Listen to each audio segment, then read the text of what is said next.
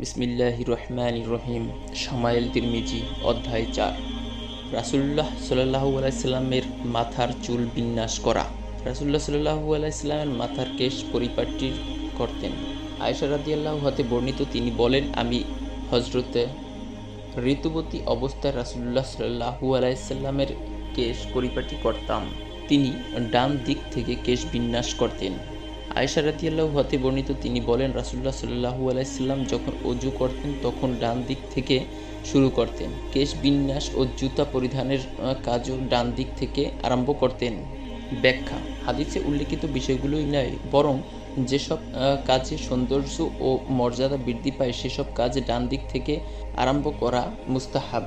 যেমন জামা বা মোজা পরিধান করার সময় ডান দিক থেকে শুরু করা পছন্দনীয়, কারণ এর দ্বারা সৌন্দর্য বৃদ্ধি পায়। এমনিভাবে মসজিদে প্রবেশ করার সময় ডান পা প্রথমে দেবে, কারণ মসজিদে প্রবেশ করা মর্যাদার বিষয়। আর যেসব কাজে সৌন্দর্য ও মর্যাদা বৃদ্ধি পায় না সেসব কাজ বাম দিক দিয়ে করা মুস্তাহাব।